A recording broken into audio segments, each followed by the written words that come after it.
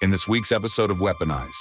The Federal Aviation Administration has now issued bans on flying drones in multiple cities across New Jersey. I don't know what to make of the entire drone situation, because what I do know is that people defending our critical infrastructure, contacts of mine, I guess aerodynamic craft drones that are coming over some of our sensitive installations.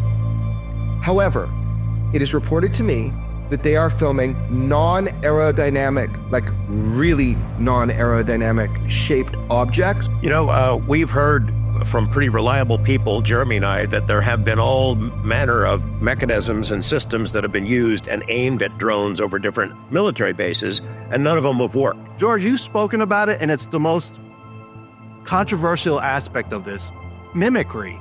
And Eric Davis wrote an article about it, a paper about it for NIDS, talking about the Cash Landrum case, where he didn't believe they were actually helicopters. They were actually NHI mimicking helicopters. I think the phenomenon for 80 plus years has been engaging in plausible deniability. Some people perceive this as just happenstance. Oh, it's just coincidental. Oh, it's just the propulsion system. But if you really look at the full array of UFO history, it seems to me that there's some kind of social engineering going on. It has been going on for decades. There's internal communications, and there seems to be a tapering off. So it's as if it's just going to stop, and then we've been conditioned again, and then we're just going to wake up after the new year and be like, well, that was weird. Secrets, cover-ups, and strange phenomena. UFOs and ideas that challenge reality itself. All these mysteries, all this time. Are we ever going to get to the bottom of these? My name is George Knapp. I dig into news stories that others can't or won't. I'm Jeremy Corbell, and for some reason, people tell me things they probably shouldn't. And this is Weaponized. This is Weaponized, end of 2024, a tumultuous year. I'm George Knapp, joined by Jeremy Corbell. Jeremy, how's your holidays going? It's pretty great, man. I've got one ornament, and it's a flying saucer. It's disco looking, it's pink, and it's hanging on a cactus. I got a CIA globe for the Christmas tree because, you know, you and I do work for CIA as deep cover guys.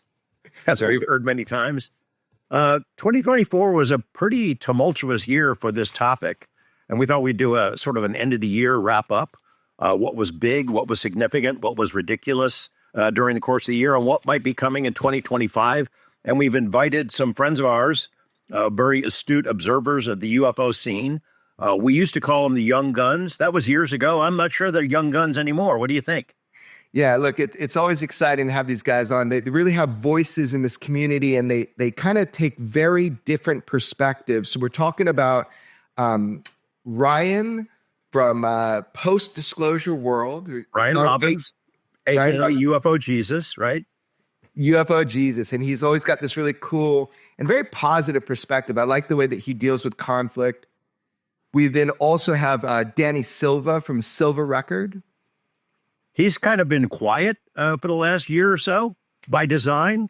I think Danny, who's a good soul, a good observer of the topic, feels guilty when he comes down too hard on people. So he's just kind of resisted. You can't help but do that sometimes in UFO world, as you know. The third guy is Joe Murgia, UFO Joe, who was a prolific writer, puts out these gigantic synopses and collections of material on different topics via X and Twitter, really does some good in-depth work and catches a lot of grief, of course, because of it. Yeah, well, you said to me the other day, like he says it as he sees it. And he gets himself in trouble sometimes for saying it as he sees it. But I do appreciate that. It's very raw, straightforward. And you better remember what it is you said verbatim, because Joe's always in there getting your exact words, being like, this is what he said. And sometimes you got to explain yourself further when you didn't want to. Yeah. Ooh, did I say that really? Yeah, I know. Yeah, he holds your feet to the fire for sure. All three of them do in different kinds of ways, you know. So we've been in contact with him for a long time. We have our own separate dialogue that goes on about different issues and controversies and personalities. But we thought this year may be a good time to bring him on and kind of recap what had happened in the past 12 months. Yeah, I think that's great. So we're going to have them on. Do you want to talk a little bit about what we saw go down in 2024 before they come on? Yeah, I think we should sort of lay the groundwork for what you thought. What was the most significant development of 2024 in your mind? I mean, there was a bunch, man, but I think for me and you, it was at the beginning of the year in 2024, we obtained and released what is now known as like the Jellyfish UAP. And that was a heavy lift to get that out. It took years for us to make sure that that was actual video. Like, we're not like digital experts, right? So it's like making sure that when we get obtain information, it takes us time to make sure that it is legitimate, that there's people that saw it on base. So the Jellyfish UAP, we released that. And what was interesting about that is that it was the first time that the world is seeing a designated UAP that is moving. It was actually a secret base within a base. It was in Iraq, and it was a CIA base. And there was an aerostat, which is something that like hovers in the air, it's tethered, and it had this really cool thermal camera on. And you and I saw it. We're like, this is the weirdest UAP designated by our intelligence agencies, not by us, UAP footage we'd ever seen. It looked like a jellyfish. I'd heard about it for decades, this idea that there's like this jellyfish UAP. We'd never seen anything like that. So that was kind of, for me, that was a cool moment in UAP history. And it made a big splash. I mean, literally and figuratively made a splash in UFO world, hotly debated. I think, everybody tried pretty much everything to dismiss it. It's a glob of something. It's bird shit on the lens. It's balloons. The argument about whether there is actual footage that the public has not seen yet or not, that went on, and people tried to dismiss it all kinds of ways. It's not balloons. It's not bird poop. And it is a genuine UAP as determined by our military, not by us, correct? Yeah, and that's the thing. Like, we needed to get a lot of background on this, so I made sure numerous people that we were in contact with had seen it. One actually came forward after, saying, "Oh yeah, we called it the spaghetti monster on base." But yeah, it's not an artifact of the lens. It is not. If anybody has ever seen, who has seen balloons through infrared? But if you've seen that before, it's absolutely not. The debunkers try to do that. It kind of looks like this, and they put this digital diagram together of balloons and how it could look. It's total nonsense. So there was more pushback than that, though. Look, at this base, they filmed this thing. It was the first time in the base's history that's known where a UAP is filmed or anything is filmed, and under armed escort, the client, who would have been CIA at the time, come in and they take under armed guard. They take the original footage, and additionally, they don't sign out for it. And that was reported by multiple individuals who are aware of that case. But the thing is, it was piped in to the control center. So obviously, as it was piped in, there were people recording that. And I think that's how that imagery sustained, even though they tried to clean it up. Now, what it is, well, the reason it struck a chord with me is because we became aware that at Pantex, that there was this, which is a nuclear armament and disarmament site, that there was something that almost identically looks like this object. And there is footage of that. We can't obtain that. It's from a nuclear site. We could never put it out. But there is footage. I can testify to that. And that was back years before. So it's just really interesting that we got that out, that people tried to dismiss it so much. And it maintains itself as one of the greatest, in my eyes, pieces of footage of a UAP designated by our military. Yeah, the attempts at debunking it were pretty funny sometimes. It's bird poop. But, there have been analyses done of this thing close up. It rotates like this. It's not bird poop. It moves like that. And it moved through that base. People didn't see it. It was at nighttime. It is dark out there. And plus, this thing is basically invisible, correct? Yeah, well, that was the weird thing, too. So when the footage went up from the aerostat and it went into the control center, they actually tasked a team of people with NVGs, night vision goggles, which is just infrared. It's kind of different than the thermal cameras, and they couldn't see it. They knew exactly where it was because it was being traced by the aerostat. Also, some of the operators of aerostat said this is the first time we couldn't lock onto something. They didn't know if it was active jamming or what. But basically, they couldn't target it except optically. And that's the first time they said we could shoot out an Al-Qaeda tire at 23 miles going at speed. And this is the first time that we couldn't target it. So it was a real mystery at the base. There might be more. We'll learn about that. I hope so. As I've said before, There is footage of it going into the water, going under the water for about 17 minutes, and coming back out again. And it's pretty extraordinary. The thing is that once we notified AARO, you and I notified everybody in the world that this footage exists. I'll tell you this that people don't know, which is that footage was then collected at high res, and it was posted onto airspace, which is a community in a restricted space on classified servers. It was posted with 2 other videos, as well with the year-end review by AARO. So it was under the AARO account in airspace. So now you've got, maybe a couple thousand people that can look at this, and every single person that has been able to look at that has contacted me is like, oh, you were right. I was like, right about what? And they're like, that's not balloons. I said, I know.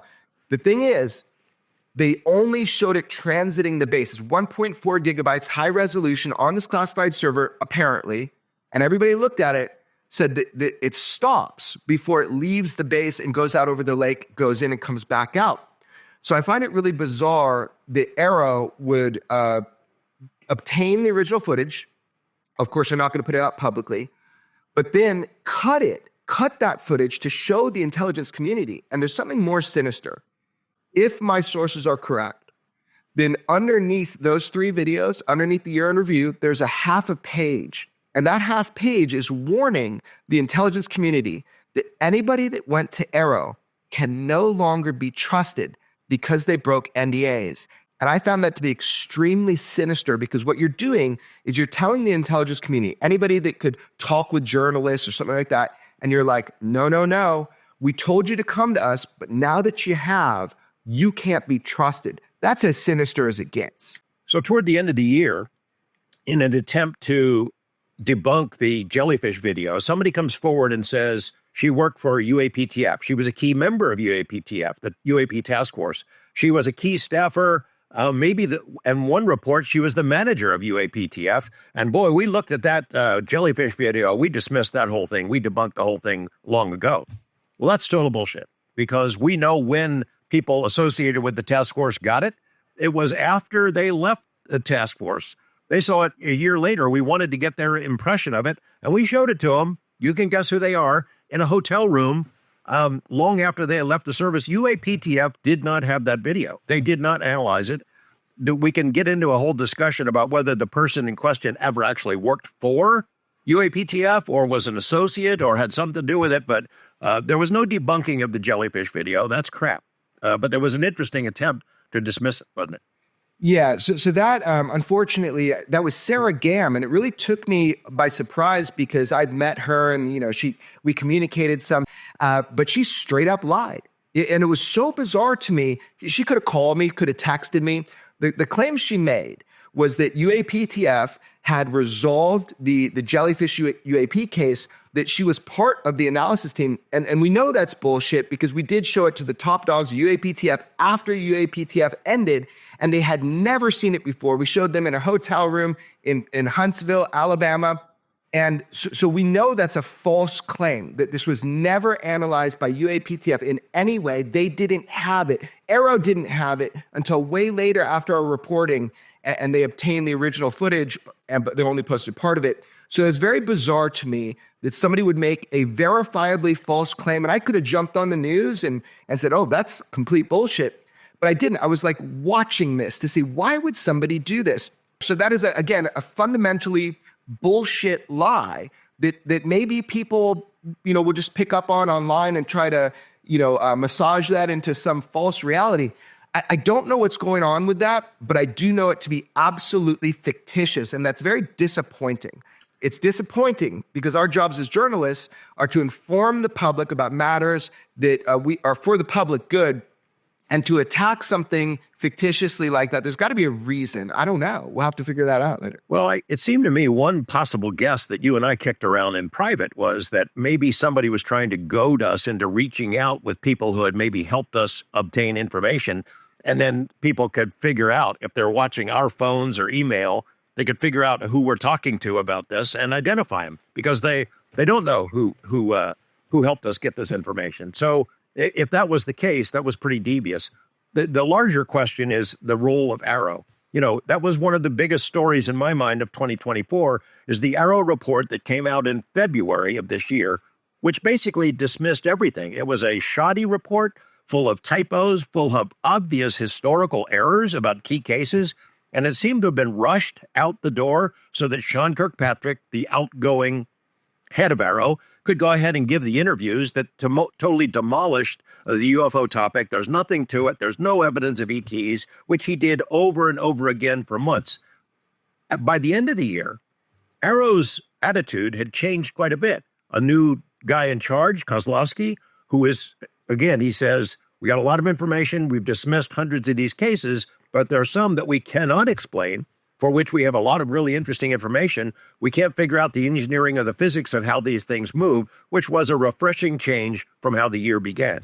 The whole attitude expressed by Kirkpatrick and so many of these interviews that he gave this year, I hope is something we can get into with the young guns. But that AARO, the change in attitude at AARO, I think was important. And then in reference to what you had to say about what its mission was, the year before, AARO had said, look, come one, come all you whistleblowers, we want to hear from you. Tell us the evidence you've got. If you saw these things while you're on the inside, if you're working in classified projects, we want to hear about it. They invite all these people in, they take the testimony, they record this stuff, and then they dismissed it magically with a wave of their hand as if they didn't believe any of it. All those witnesses who came forward, putting their careers, their clearances in risk, and felt like they had been totally duped. Was it a counterintelligence operation? Was that the purpose of this, is to invite people in and find out where the leaks are, where the risks are? What do you think? Yeah, man, I think this is extremely dangerous. And I'm glad we're talking about this right before we bring our guests on, because I've noticed something. Look, Project Blue Book was a whitewash. It was trying to get everybody to think everything was swamp gas. That was the mission of it. J.on. Hynek talked about that. Well, this is like Operation Blue Box. They're trying to pretend that you can go to AARO, there won't be penalties. That's false. I know that now. They're also saying that they're going to take you seriously. Well, the problem they have is that you and I have been reported to by a lot of these whistleblowers before they went to AARO. So they come back to us and they say, this is how we were treated. This is what happened. They never mentioned the stuff that we reported to them, or they told us to shut up, can't talk to Congress unless you have a subpoena. I think it's extremely dangerous to give any merit or credit to AARO now moving forward just because they have a new director. You could see this person managed by the people around him in the senatorial hearing. It's not even a hearing. They're not under oath, and they're not asking any hard questions. So I'd be very careful. I think this is of high danger to whistleblowers. Remember, in Senate, when they were asked, when the new head of AARO was asked, what is it you need? Do you need more authority? Do you need more money? No, we just need you to get whistleblowers to trust us. Well, if you were trustworthy, then whistleblowers would trust you. But we've got an army of people that have come back and said that you screwed them over. So look, a poor guy, he's in the blue box, man. He's supposed to come to these determined things, bait everybody a little bit, saying, we're going to do better now. We're going to earn your trust. No, it's not how it works. You got to earn the trust, then people will come to you. So I'm very skeptical. I think our roles have reversed, George. I am not giving them the benefit of the doubt. People should be aware, and they should be very thoughtfully concerned about going to AARO. I think it's better to do it the hard way. Go to journalists, go to other people. It's bullshit what they're doing. Yeah, as we've discussed in public in the past year or two, we're in touch with a lot of people that would be classified as whistleblowers who want to share the information but are scared. They're really scared of AARO now. They've seen what's happened to other people who've come forward, including some of them who went ahead and testified. And they're screwed now. They know that they weren't taken seriously, that now they've been identified, that there's a file somewhere with their name on it, and don't know what's going to happen. But they know that their employer holds their security clearance over their head, the possibility of taking the clearance away, taking away their livelihood, and maybe sending them to prison. People think that's not going to happen. It isn't real. Well, it's real to them. The threat is real to them. Yeah, and I think without revealing too much, I think the goons that are trying to harass upcoming whistleblowers, you and I get images of what happens in their personal life. And I don't want to say too much about it, but we are tracking. George and I are tracking the threats, the overt and covert threats that are going on to some of these people. And it's pretty messed up. So I just want to put it out there that if we see people come forward in 2025, which I know we will, and I hope we'll see more, that their protection is to really be loud and to get out there, because we are tracking the shenanigans. Well, there's some other things coming in 2025. We'll talk about that on the other end. I think maybe we bring in our guests, our Young Guns panelists, and talk to them now. Yeah, we've said who they are, but give me one more time. Who's coming on, George? Ryan Robbins, better known as AKA UFO Jesus, who finds goodwill on Earth, and humility among men and women in UFO world, which is hard to do. He always looks for the positive angle. UFO Joe Murgia, who writes these gigantic synopses and stories on X. And then Danny Silva of the Silva Record, a great, always behind the scenes observer and analysis of motives and things of that sort. I think those guys are probably coming on right now. All right, young guns, not so young guns. Let's start it off. 2024, UFO Joe, what's the big story to you that jumps out? So I want to follow up what you guys were talking about and Kozlowski, and there's some good and some not so good. So yeah, I was skeptical, even though I believe Jay Stratton came out and said that he did some work for the UAP task force. Good guy. I'm like, okay, that's encouraging. Recently, and this story may have flew under the radar a little bit. Recently, James Fox said that he was in a skiff looking for a video related to a missile launch from 1962, I think it was. Not the Bob Jacobs launch, 64. Not the Bob Jacobs launch, but there's supposedly another missile launch video that has UFOs circling around it. So he was, I won't go into the details of that, but then he said he ran into Kozlowski. And Kozlowski said, if you're going to work at AARO, James, it's mandatory that you watch the phenomenon. So that's encouraging. And he was excited. Kozlowski was excited about the Rua case in Zimbabwe with the children. He said, oh yeah, all those children saying the same thing. Very encouraging. But then he said, Kozlowski looked at him and said, James, I can't part my hair without the DOD's approval. And you can quote me on that. So that's pretty, it's encouraging to see the positivity and the openness, but then he's willing to admit and tell Fox, you can share that. He's basically saying, everybody, listen, I could do whatever, I could try my best, but it's not coming out. Not coming out, so. I thought that was the overwhelming message of the AARO report that came out in February. What I got out of that was what you guys got as well, is we're never going to come clean on this stuff. Maybe it was Kirkpatrick's imprint on AARO at the time, but saying that we've explained all this stuff. The only reason why we can't debunk all cases is because some of them we don't have enough information, but there's no proof of ET's technology, no proof of ETs at all. And the whole thing is basically, according to him, a waste of time. That was a message coming. It's why they seemingly rushed that report so much with all the typos and historical errors. But the message from that to me was, we are never going to come clean on this. Is that how you guys saw it? Yes, absolutely. And Ryan, why don't you jump in and tell us what your big story of the year was, or what jumps out at you first? Well, just say that, there's rumors of Kirkpatrick had an advisory board. He won't come clean on it. It was claimed that Glenn Gaffney, who was the director of the CIA's science and technology, thwarted a transfer of non-human materials to OSAP.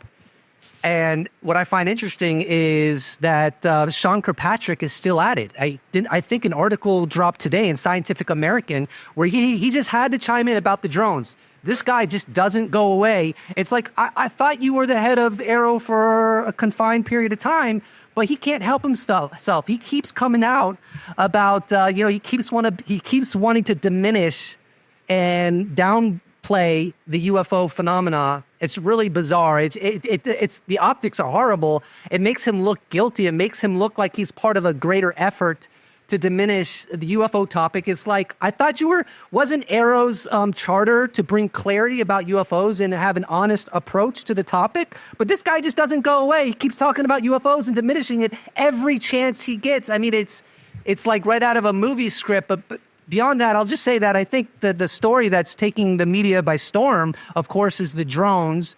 And to me, what you cannot ignore is how we're getting so many mixed messages by our officials. In fact, I captured this that I'd like to share. John Kirby recently said, and I quote, "Now there have been some drone sightings, I think, as you know, over some military bases. We're obviously looking at that, but that is a different category, and DOD has different authorities to deal with that." How is that a different category? Are these drones spontaneously emerging over these military bases? Don't they have to traverse a certain amount of distance to get to those military bases? It's not a different category. People might be seeing these drones on their way to the military bases that even Kirby finally admits is happening, but it's a different category. So I think the drone story right now has gotten the most coverage of all. So I guess that's the biggest story of the year. Before we leave Kirkpatrick, just mentioning this is how thin-skinned he came across. These reactions he had on social media platforms, his own personal social media platforms, where he was reacting late at night to some slight that appears on X or on Facebook, how incredibly thin-skinned the guy was for the job that he had. Any thoughts on that? I was, one of the things, and I know other people heard it too, before he even as soon as he took the position, somebody told me, they said, "Yeah, I know him, big time narcissist." And to see Kozlowski say, "My hands are tied," well, Kirkpatrick's hands were probably tied too. But the difference between the two is one of them is an arrogant prick. And we know who that is. Danny Silva, what was your big story of the year? The biggest story, I think, clearly was the drones. It's made it through mainstream media. It's made it all over the world. It's much bigger than the hearing was, than Constellation. That story, it was bigger than Lou's book. It just made it into the mainstream now. Some people may say that it's not a UFO story, but I would say it is. I think the UFO community can feel good that they've been ahead of the curve on this, whether there are UFOs present in New Jersey and in these other places. UFO community has been harping on this for, decades and decades. So we can't rule it out just because of all those claims from the years. Most of them obviously are misidentifications, and there are drones. There's probably hobbyist drones and then government drones, maybe all of the above. I really like people like you guys who are kind of saying, "I'm not exactly sure what's going on." I get a little turned off and scared a little bit when someone says they're sure, and we've seen a lot of that reporting where everyone is sure what's going on. That's kind of odd to me. But so that was the biggest story, and then the hearings were obviously big too, but nothing has hit like the drones have. I think Glenn Gaffney getting named was pretty interesting. Obviously, that stayed in mostly in the UFO world, and some of these other stories we're talking about really didn't make it out of the UFO world.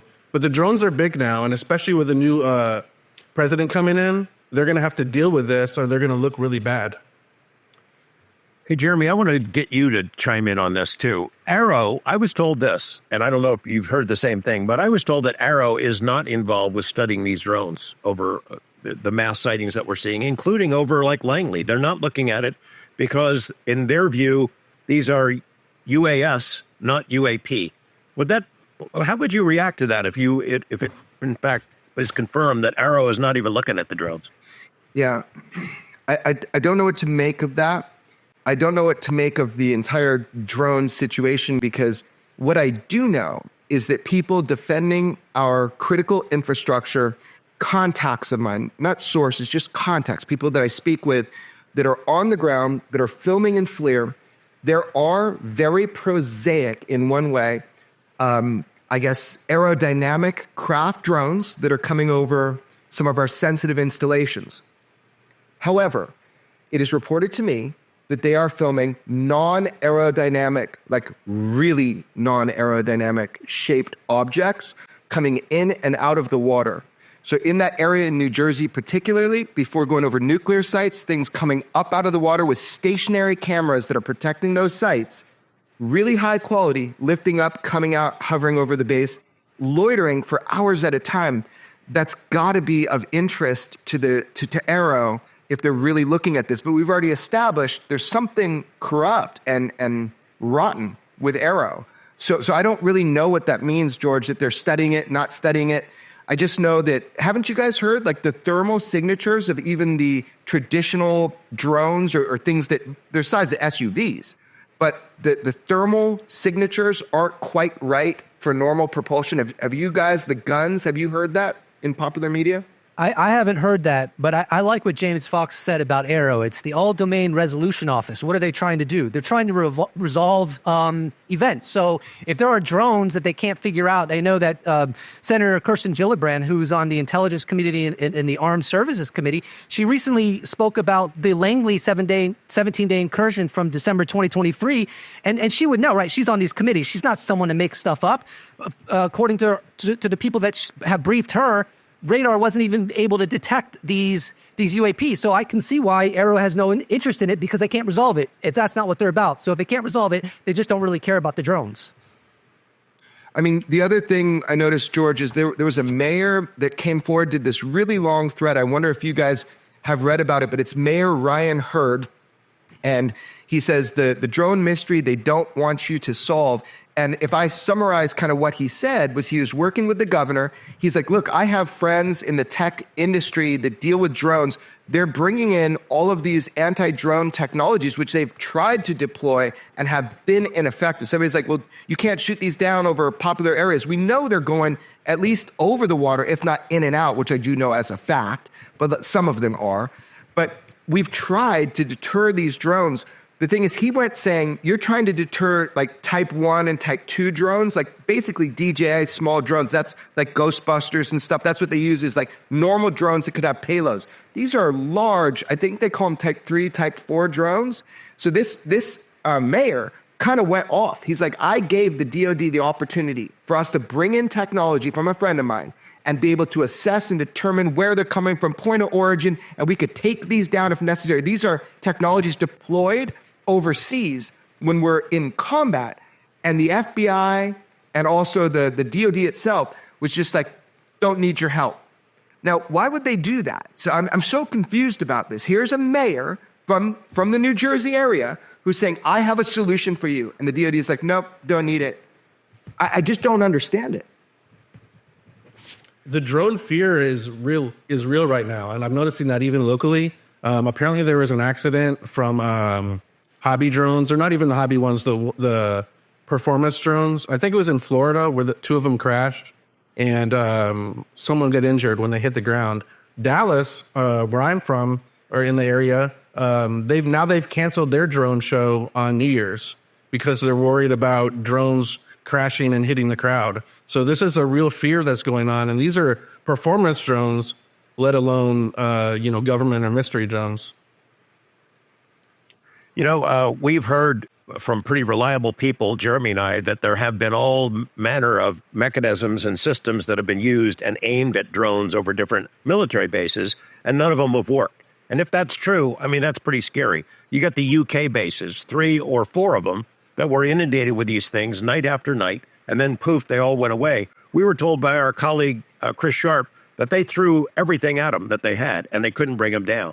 Now, whether or not it's a good idea to bring drones down, I think there's a legitimate point to be made there. You don't know where the debris is going to land, whether it's going to bonk somebody in the head and prompt a bunch of lawsuits.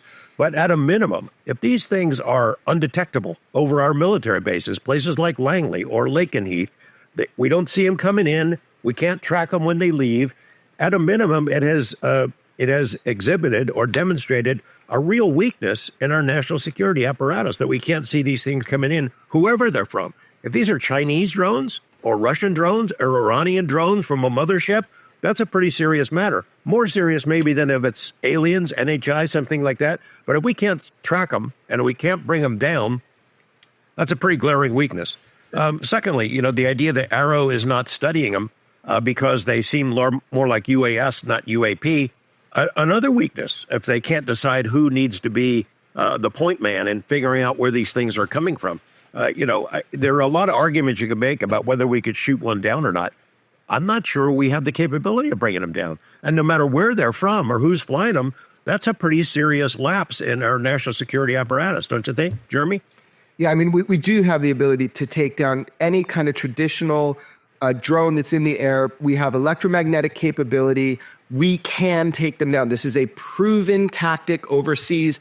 So the fact, this is such bullshit. The idea that like, oh, we're so worried about where they're going to crash. Again, they're going out over the water and coming back. That is documented. You can take them down. The fact they're not or they can't, that's fascinating to me. But it is more dangerous to have SUV-sized unknowns that can hover over nuclear facilities, nuclear energy facilities, and our critical infrastructure. These things could have a payload. So it makes zero sense to me. Anything of that size can carry a payload. You can take a DJI drone, strap bombs to it. It's done all the time in the Middle East. People have to defend this every day. They shoot the little ones down all the time with the Ghostbuster and this kind of thing. They have actually better technology overseas when they're defending bases. We're talking about American soil.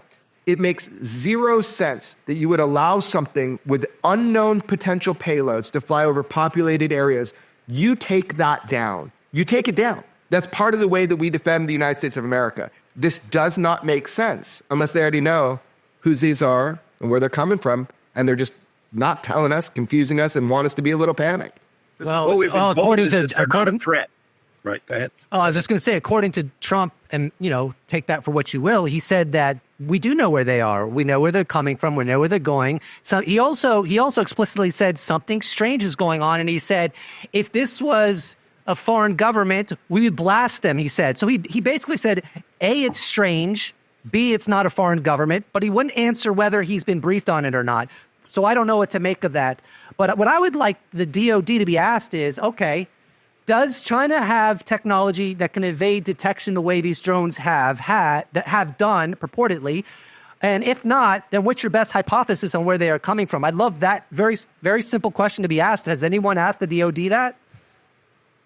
Not that I know of. I want you in the White House press corps because I would like to know the answer to that. And as far as shooting them down, you guys somebody explained this to me because Ryan Graves also said we've tried to take them down unsuccessfully. He didn't say if it was over a military base or not, but Wall Street Journal had an excellent article, and it says, this is the reporter writing this, federal law prohibits the military from shooting down drones near military bases in the United States unless they pose an imminent threat. Aerial snooping doesn't qualify, though some lawmakers hope to give the military greater leeway, which Senator Gillibrand is trying to do that with rules of engagement changes. So that's confusing to me. What are the rules of engagement? What can and can they not do? Yeah, it's the performance drones, there's huge crowds watching them. So if it's falling onto these big crowds, that's a lot different than over a base or in a field or over the ocean. I don't know what the excuse would be there. Yeah, and Joe, I don't know the answer to that, but I'll tell you that the people that I directly speak with at, I'll just say, critical infrastructure, they're kind of laughing because they're saying in the news, they're saying, don't worry, there's no problem. Yet there's an organization with the energy in New Jersey, and they're begging the FAA to put up flight restrictions for national security. They initiated that. How many, 22 different areas were put under flight restriction until middle of this month or middle of January. So it's so funny. They're saying in the news, don't worry, nothing's a threat. But all the protocols and everybody that is tasked with identifying and protecting these bases, they're begging the FAA to shut down the airspace. So there is a problem. This is a threat. It is a threat to have unidentifieds that large over any sensitive installation that would affect, energy distribution or anything like that to the area. So it's just full of contradictions. Everything is full of contradictions. It's so frustrating. Regarding a threat. So, okay, these drones are not hovering over the White House, shooting an energy beam and obliterating it like from Independence Day. They're not doing that. But they're over sensitive bases, nuclear power plants, things of that sort. Yeah. It seems to be some kind of surveillance operation where it's gathering information. For whom? For what? It seems to be that could be interpreted as a threat. The next time they come back, they might be carrying biological weapons and spray that over the people in New Jersey. We don't know. But I would certainly think if I were in a military position and these things were over these sensitive bases like Langley 17 days in a row, I'd consider it a potential threat and be curious about who's flying them and want to bring them down. The other part that is interesting to me is all these small town mayors and county sheriffs in New Jersey who've never paid any attention to mystery objects in the sky, suddenly looking up and seeing these things. They're hearing from constituents, and they've never engaged in arguments in UFO world, but they're suddenly saying, hey, there's something weird in the sky, and they've gone to the government, and they've got the same treatment that we've all got from the federal government over the years. Nothing to see here, move along, folks, and they're kind of pissed off about it. I hope that someone is doing some mass sociological study of how the public reacts to unknown objects in the sky day after day, week after week. I'm kind of glad that the public hasn't panicked. They're very intrigued by the whole thing, and they're ticked off that the feds are not being honest with them and sharing it. It's a real-life sociological study of something unfolding now, and we're doing pretty well. Humanity's doing pretty well with it. Yeah, and I would say that I don't think the public believes what they're saying because it's so illogical and irrational. They're saying it's not a threat. Okay, so if I wake up in the morning and I notice muddy boot prints on my carpet, I could say, I have no evidence it's a threat. I'm going to eat my cereal and feel inner peace. It's like, no, there's muddy boot prints on my carpet. Are you out of your mind? I'm gonna have a conniption. But the national security apparatus is like, yeah, there's drones flying over our installations, but we have no evidence it's not a threat. Yeah, you have no evidence you have no evidence that it is a threat either because you don't have an answer. It could go either way, but at the same time, it's like, isn't surveillance inherently a threat, at least on some level, to national security? It's just pure gaslighting, and no one's really. The only people who are buying it maybe are the officials telling lies. I don't know. Maybe they talk themselves into it, but the public's not buying it because it's ridiculous. I just think they have no other. If they really do not know what some of these objects are, you're not going to get them to say, you know what, folks, these are a threat. Because they'll do the last thing they want to do is freak people out. Whether it's China, Russia, or NHI, they're not going to admit it no matter what. I mean, could you imagine Kirby going on and saying, yeah, we don't know, and we're pretty worried that they may drop some anthrax on your house tonight? It's not going to say that. One other thing, drones. George, you've spoken about it, and it's the most controversial aspect of this, mimicry. And Eric Davis wrote an article about it, a paper about it for NIDS, talking about the Cash Landrum case where he didn't believe they were actually helicopters. They were actually NHI mimicking helicopters. And I know that's really controversial and it makes us look really bad to discuss it. Oh, what do you credit that? You can use that as an excuse for anything. Oh, is that airplane a UFO? But it seems like that, and you can't prove it, but John Keel wrote about it in his book, 1970, Operation Trojan Horse. They could take on any shape, form they want. If that's true, it'll be impossible for us to tell the difference between a real drone and a UAP. So, but I'm glad you did bring it up, and I know you've gotten a lot of flack for it, but it's the most interesting aspect of the story for me. I like to put... Yeah, it comes with the territory. I did bring that up, the bi-directional mimicry. We build things that look like their craft. They build things that look like ours. It confuses the whole topic, and people think I'm bonkers because of it. They're not entirely off the mark with that comment. But it does happen. It has been explored by people a lot smarter than me over the years. And I think some of these drones might be that. I mean, whoever's flying them with lights on them, they either don't mind being seen or they want to be seen. And either one of those are kind of frightening possibilities. I think the phenomenon for 80 plus years has been engaging in plausible deniability. Some people perceive this as just happenstance. Oh, it's just coincidental. Oh, it's just the propulsion system. But if you really look at the full array of UFO history, it seems to me that there's some kind of social engineering going on. It has been going on for decades, where it's almost like a fine tuning. And I know the skeptics are going to come after me for this, but it's almost like a fine tuning. They want to reveal themselves to a certain extent so that it's in the zeitgeist. There's conversations about it. There's documentaries and books about it. There's mass sightings, many credible people seeing the same things, highly corroborated sightings going back decades. The government's as shady as all hell about it, right? They give the impression that they're lying about the topic. Many skeptics will admit there is a cover-up. They'll just say, well, it's just advanced technology. It's not UFOs. It's not non-human intelligence. So, I don't think it's far-fetched that some of these drones could be an attempt for the phenomenon just to keep the social engineering going.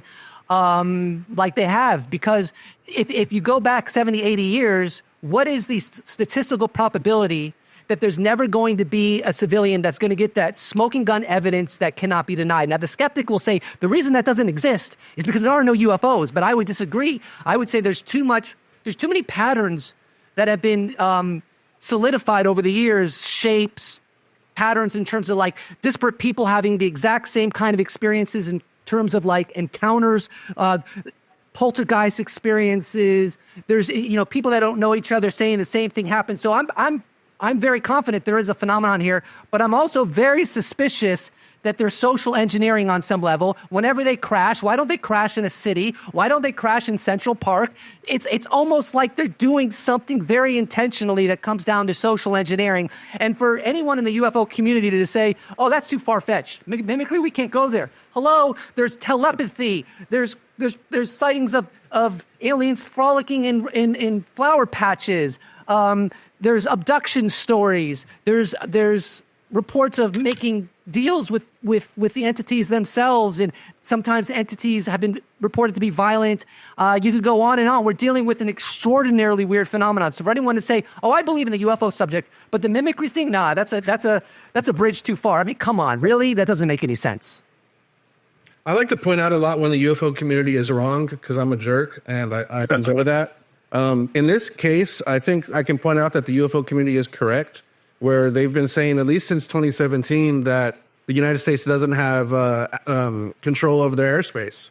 Whether the drones are UFOs or not, it's a big deal. I mean, terrorism with drones is everyday life in the Middle East and in Europe. It's only going to take one time in America for everyone to just really go crazy with it and be super scared. And then that's a horrible situation, but I could definitely see that occurring. But yeah, the UFO community has been right. We don't have control over airspace, and this kind of highlights that better than ever. You could say this, is if China is not flying drones over our military bases now, they sure as hell can do it in the future, because we've demonstrated, A, we're not going to shoot them down, and B, we don't even consider it a threat anymore. So I think our foreign adversaries have seen a very distinct chink in our armor. Jeremy? Yeah, I think history is on the side of like what Ryan is saying, which is it, and what you said, George, that the mimicry thing, when we look at the history of overflight of nuclear facilities, and you look at what we're calling drones, you can go all the way back to the 50s. I mean, I found news clippings and everything. Sometimes there's red and green lights. Sometimes they just shut off and disappear and cloak. So history's on your side. If you look back at before there were any civilian drones in the air, there were objects coming over our infrastructure and toying with us. And sometimes they do look more conventional, and you get reports from people saying that it changed, that it looked one way and it morphed. There's a great story out of a newspaper where some pilots were up in the air and all like 50 people saw this anamorphous thing moving with 6 other objects around it. So I just think history shows us, if we look at our newspaper articles from back in the day, this is something that's been occurring for a long time. It kind of looks like, something we have, but not quite. And that goes back to the 1800s, as you guys know, if your UFO history hats, put them on, the idea that we have dirigibles. This was something that was happening back then. So if this phenomenon is what we seem to all expect, that it's some sort of conditioning program or information program, that it's some sort of, I don't know the words you used, Ryan, but something like that is conditioning. Are we now conditioned to, is this still happening? Like this week, the last few days, over Christmas, did they also take off Christmas like they took off Thanksgiving? Were there drones over New Jersey area on Christmas? Do you guys know? I saw one report people said, and I didn't look beyond that, saying they're still here, we're still seeing objects. It seems like it's definitely winding down a bit, just like every other drone case that we've seen, just stops. Right. That's what I've heard as well from people. So there's internal comms within these infrastructure facilities, right? There's internal communications, and there seems to be a tapering off. So it's as if it's just going to stop, and then we've been conditioned again, and then we're just going to wake up after the new year and be like, well, that was weird. The more things change, the more they stay the same. So, this idea that these things are not a threat, It's not just about drones. That's what our U.S. military, U.S. government has said about UFOs in general. That's the excuse they use for killing Project Blue Book, is these are not a threat to national security. Let's move on. They've said that pretty much every step of the way through every iteration, no matter what the shape or size of UFOs are. That's what they always say. It's not a threat. I don't know how you can say that if they're, for example, they're over nuclear missile bases. They disable nuclear missile bases, take them offline. That's not a threat to national security. They're over Langley. They're over Lakenheath. They're over these nuclear power plants. That's not a threat. It's ridiculous. We can talk about drones all day, but maybe you guys want to move on to other big stories of the year. Joe, you want to take a stab? Yeah, I mean, the biggest story that should get a lot more attention is you guys saying that Congress was offered firsthand, hands-on witnesses, and they turned it down. And the story has yet to be told. Hopefully we will hear about that soon, because You will. we've all been wanting firsthand witnesses. That's what we need. We don't need another sighting. As great as it is to have a military person come out and say, I saw a craft that I couldn't explain, to see somebody who said, I worked in a program, I put my hands on this craft. This is exactly why I believe it's a non-human intelligence built craft. Those people coming forward to see Congress, I really want to know why, because that's infuriating to see that they had that chance and turned it down. Yeah, it's a complex story. You will hear my perspective on it in the first month of 2025. I'm going to try to show everybody what I experienced, what I went through. People can make their own determinations. Sadly, this second hearing, we did have some wins. I fought really hard for Lou Elizondo to be able to testify. I have documented record of me fighting very hard for him to testify. And part of that many, many month process, there was like resistance in a way. He was like one of the last people to be notified after everybody that I brought forward, everybody that I brought onto Zoom calls, everybody I was fighting for. I kind of, laid down really hard for Lou, saying, you want people to come tell you about UFOs. You have the opportunity to have somebody that verified has dealt with the subject for our government. It should not be a heavy lift to put him under oath so the American public can determine for themselves if he should be trusted. Now, it doesn't matter if I trust Lou. I like Lou. I do trust him. I think that he's done a public service as far as coming forward and saying what he can say. I think there's a lot he can't say. My goal was just to help get him under oath in front of the American public to let everybody else make their determination. Because if he's saying big things, they need to know if they can trust him. So without my judgment about Lou, I was like, he is a no-brainer. Why is this a heavy lift? Well, that was the easiest part of the fight, getting ready for that second hearing. It was so bizarre to me. So, Joe, I promise you in January, I'm going to tell you what happened from my perspective. You're going to see what happened from my perspective. What I noticed big picture is that this was a sham. This was a sham from the beginning. The first hearing we were there, it was like a sneak attack, getting Dave Grush up there under oath. It was almost like people were unprepared and he was prepared. This one, man, it was like months. It felt more like an interrogation, trying to siphon off who have George and I talked with, what are their names? I need their names. What assets would they come forward with? But it wasn't in a way that was like, we want to have them testify. It really felt like a counterintelligence program. And then that was nailed home for me when people see how it was orchestrated, what happened in that room the day of the hearings. The American public needs to know about this. And I promise you, I'm not going to be quiet about it. Now, what that means, you guys are going to have to interpret it. I can just tell you what I experienced. So I don't know if that answers you to a degree I can, Joe, at this time. But I want to throw a heavy punch. So I want to wait to do it right.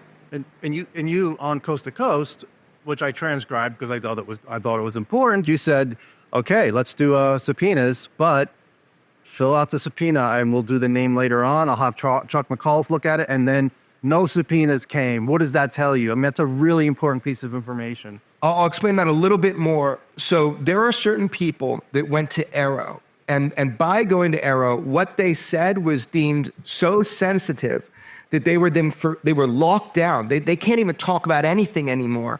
They cannot go to Congress. I didn't know that was part of the process. And there's a number of people that were put into that boat. So What I was saying is, if you guys really want firsthand whistleblowers, George and I know an army of them. Now, you have to decide, you have to vet them, you have to make sure that you come to the same conclusions we do, that they're trustworthy, worthy of our trust. But in a couple of these positions, they needed subpoenas, or they could not even walk up and talk to anybody in Senate or in the House.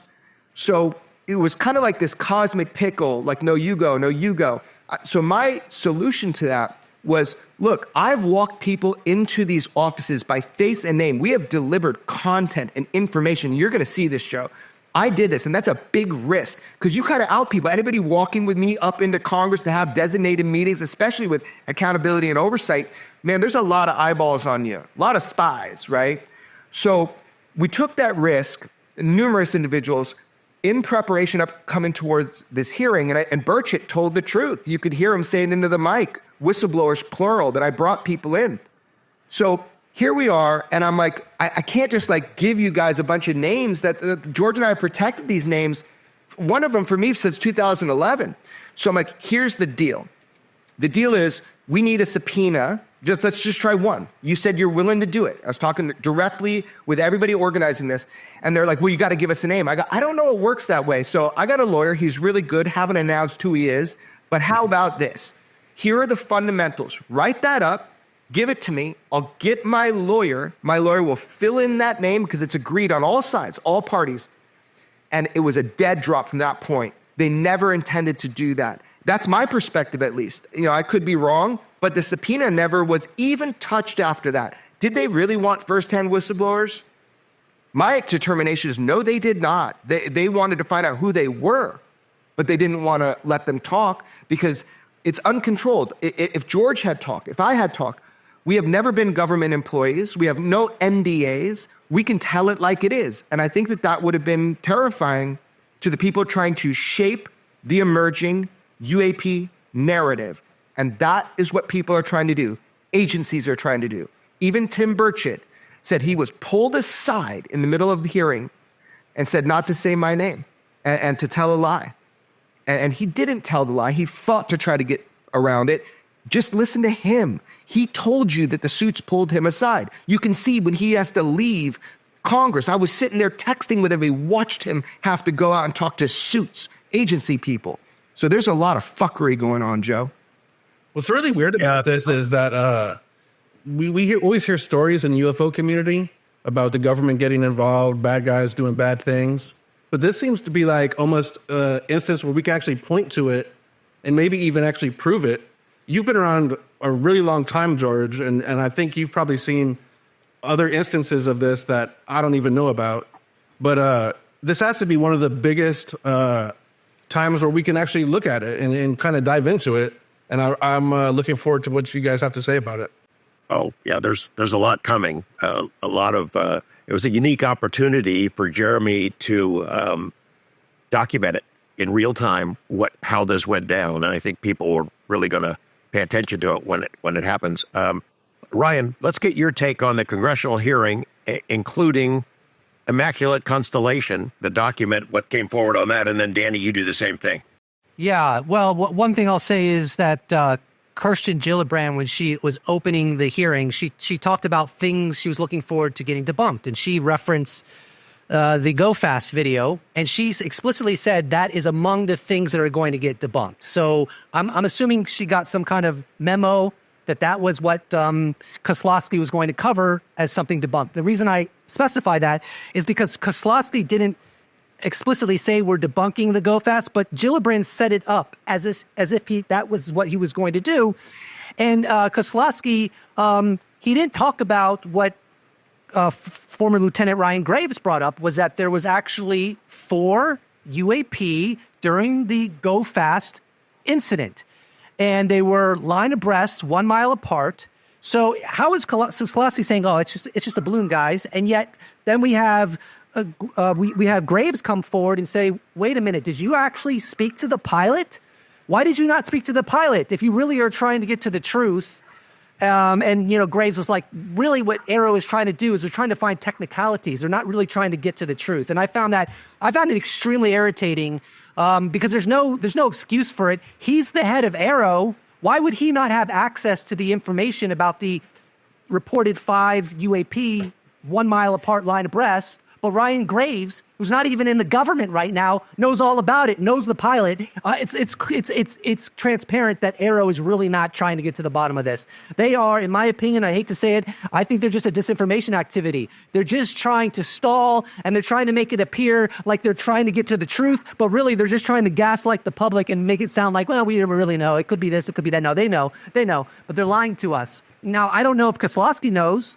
I don't know what he's been read into, but it doesn't matter whether he knows or not. He's being used in bad faith. He's not getting the information he needs. As far as Immaculate Constellation, that was absolutely fascinating. And I know that, it was fascinating. And, the idea that the U.S. government has much better data, well, that's been something whistleblowers and people coming forward have been saying for decades. And now we have a document that purports that.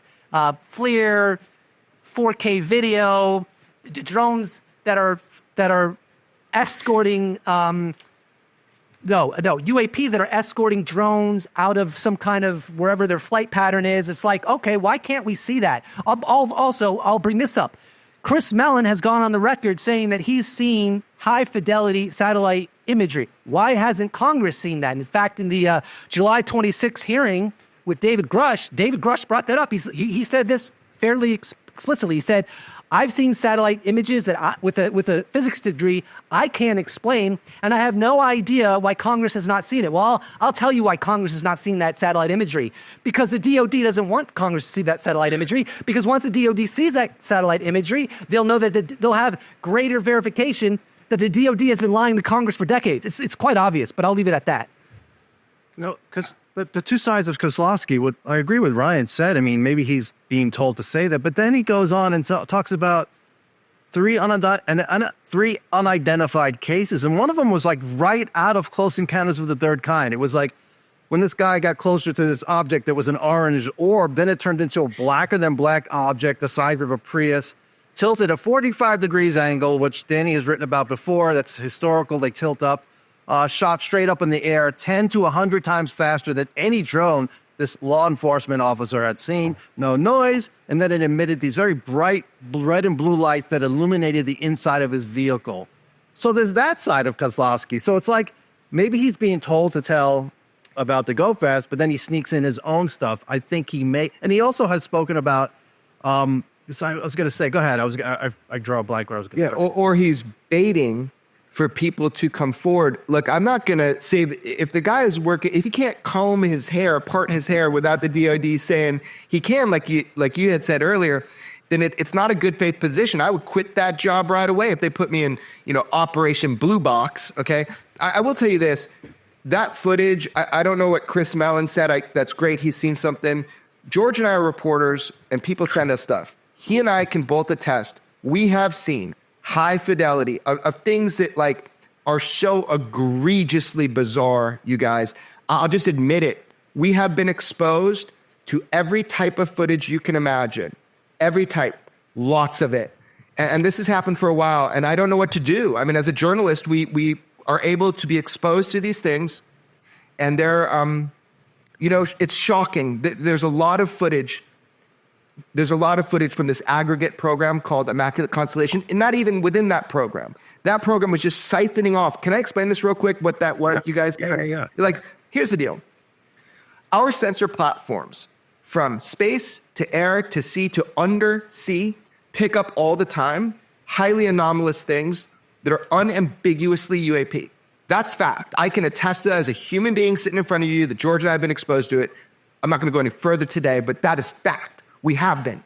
So what happens is you have our government saying all of this reporting is coming in and it's going up on these classified servers, but what do we do with it? What do we do with it? So they've developed one of many programs that used to be called Immaculate Constellation, where they will pull the best of the best, a lot of it using AI, and they will pull these into an archive and have them assessed in secret groups. So that's what Immaculate Constellation actually was an aggregate program to take all of that footage, bring it in, nothing facing internally to the U.S. So if we're doing any exploitation, if it's anything with us, nothing. but to other countries and just passive and active picking up UAP. That's what Immaculate Constellation did, and now it's under a different name, but it does the same thing, and it's one of many programs. So I can attest, and so can George, that footage of high quality from all domain is something that exists. It's unambiguous. Now the question is, who do you show it to? Who gets to see it? What actions can they take? I don't know. I'm not in charge here. Is there an adult in the room? Jeremy, DOD spokesperson says there is no record of anything called Immaculate Constellation within the Department of Defense. I guess it can't be real then, right? You know, I think there will be clarity on that because I think there's humans behind whistleblowing. And I think one day we're going to learn more about that. I hope that helps. Like when David Grush came forward and he said, look, I dug into all these black projects and I had 40 witnesses. By the way, it's not the people that you know of and this sort of thing. This is like deep within our intelligence agencies. David Grush did bring 40 people to the ICIG. He did do that. He told it like it is. Yeah, it exists. It exists. It's the most frustrating thing in the world once you know for sure that high quality data exists and that people that should see it haven't seen it and you're kind of stuck. You don't know what to do about it. That's how I feel. But maybe a technicality could be it exists or existed, but not within the Pentagon. Oh, yeah. All those games, like Immaculate Constellation was not a DOD USAP. So that's like why you see Susan go, like technically she's telling the truth. So Immaculate Constellation was a USAP under a different heading. So imagine this. Imagine even the Department of Energy has its own USAPs. The White House has its own USAPs. So you can technically say it's not under DOD. They might have actuated some things for that operation, which was an operation, Immaculate Constellation. But they can get away with these technicalities, but there are USAPs in a lot of different departments, as you can imagine. Hey, Danny, we haven't heard from you about the Nancy Mace congressional hearing that was, televised, and Immaculate Constellation. You want to weigh in on those? Yes, sir. Grush in the first hearing, I feel like, made more of a splash. And I may be wrong. I'm not in the media like you, George. But I do talk to, local reporters sometimes and even a couple national every once in a while. A couple of the local reporters, I was kind of, not happy about it. They didn't want to cover this hearing this time around, and they covered the Grush hearing. But that was the first UFO hearing in decades. Grush also made more wild claims, depending on how you look at it. But he was saying things that were more shocking, at least. So I feel like this hearing was maybe not covered as much as it was the Grush hearing. I don't know. We need more than, I think, just words. And that's always the challenge. As far as Immaculate Constellation, I was really excited about that, and I still am. I was hoping for kind of a rollout, kind of like OSAP. That hasn't really happened. But, we had like all the DIRDs, and we had all this stuff to dig into when OSAP came out. We also had George with, deep knowledge of it. And now we have Immaculate Constellation. It's kind of more mysterious. And I was actually going to ask you and Jeremy that, and it's kind of the huge question, like, what do we need to do to prove this program more so for the public? I'm always looking at the public's viewpoint more so than the UFO community, because that's the stuff I'm most interested in. I want to get the public on board. And that's like the wall we're always hitting. What can we do to get more proof to the public or anything, really? I'm worried that Immaculate Constellation is going to kind of just go away. I really don't want that to happen. Well, one thing is, I think it's demonstrated that FOIA does not work. It's not going to get to the bottom of this stuff. I mean, OSAP, how many times have we said it in public? There's a gigantic pile of documents and reports that were put together by a really good program. The one that about the Tic Tac, it's, 143 pages. We haven't seen any of it. I mean, Jim Lukatsky and Colin Kelleher and I were able to write about it after going through the adoption process, but the actual documents are not released. They can't find them. You think that Immaculate Constellation is going to produce something via FOIA? It's not going to happen. My thought was maybe Congress is the only one that has the power to really force the release of that kind of material. And based on what we just saw in this most recent hearing, it doesn't seem like Congress is really on board with getting transparency and having some march toward actual disclosure. They have some kind of different agenda that's happening. Another thing I actually forgot to mention was this year also drove home the idea that the government is really messing with us. And that's thanks to really Jeremy's reporting on this. We hear these stories, but it's like, I've never seen it in real time like this. And it's really a shame. So I don't know. I'm really excited about holding these guys to task, I guess. Yeah, imagine Danny, so I'm fighting for months. I walk people into secret meetings with certain members who I trust at that time. And I'm like, hey, look, eye to eye, you want to meet, I don't know, somebody involved with Immaculate Constellation? Like, let's get this moving. What protections can you give them? And that was the other thing. I will tell this whole story soon. I'm still processing it, but what are the protections that Congress has? Can they protect whistleblowers if they're going to come and testify? Well, look, you didn't see any of these whistleblowers testify. They had to do it via proxy through writing, right? So you saw this whole report of Immaculate Constellation, but there are human beings behind Immaculate Constellation. There's an author to what was submitted on the Congressional Record. There was a reason why I brought that. There's a reason why I brought a finalized version.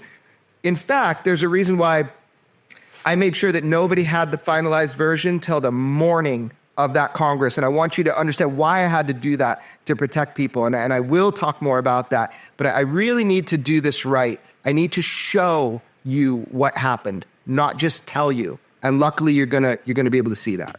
And if the game is fixed, why did they go on and say, we were told not to say things? It's almost like they're playing both sides, but I don't really get it. And Joe and I were talking about this. Were they told that these were man-made program or just, regular classified programs they're not allowed to ask about? But then, or were they brushing it off as non-UAP programs? Or were they told, these are UAP programs and you can't talk about them? I don't know. Either way, brushing that up. They said it during a hearing, and then mainstream media doesn't follow up or ask them why they were asked not to say things. No one even asked that. Yeah. I mean, who tells members of Congress you can't ask a question about X, Y, and Z? Who does that? So that's what Danny and I were speculating about. Do they whisper in their ear, or they pull them in the back and say, just by the way, this is because we were told you have the program, the SAP up top, and then they bury the UAP program underneath, and it's hard to separate them. Senator Rounds talked about that. Is that what they're told? Are they told this is a black program, it's black technology, it is not non-human, it's our technology, and if you talk about it, you are totally screwing us over national security-wise, and you're giving our adversaries information that they should not have. Is that what they're being told? Have you guys heard any feedback? Yeah, no, I was there. So, I go into the little private room, right before, every time before, and I'm high-fiving some of the Congress people, we did it. We're going to get this stuff on Congressional Record, firsthand whistleblower, in the sense that they were exposed to this information. We're all excited. And then you guys will see, it just changes as the hearing goes on. Who is telling them that Burchett came out the next day and said that he was warned not to mention me or the truth about what happened that day because of a security issue. That's the way he said it. But I know a little bit more. Yeah, dude, it was ominous. It was bizarre. It was controlled. It wasn't joyous. It was a setup. This whole thing was a setup. That's my personal perspective from what I went through for those many, many months prior. So who is telling them that? These are intelligence agencies. There's one in particular that was represented, and they're standing there in their suits, and they're calling out members of Congress to go sidebar in the middle of the hearing. You see them go up to Nancy Mace. I hope there's lip readers. I got some great videos. I'm sitting right there. What could Representative Burchett twice be saying to Nancy Mace up there in her podium in the dais? What could he be saying? What did Representative Luna say when she went up there being like, if you can read her lips, right? So it's like everybody was kind of caught off guard. There was an ominous feeling with a lot of the staffers too. Like they're looking you right in the eye. They know what I've done over the months. They know what the plan is. And then they just look at you with these blank eyes because they knew something I didn't, which is that they were going to run this their way. They were going to do it their way. They're going to say whatever untruths they wanted. And it was a real shocker for me. I never saw it unfold in real time like I did that day. Who do you think is the most trustworthy, Jeremy? I don't know if you want to even mention this, but I do. Representative Tim fucking Burchett.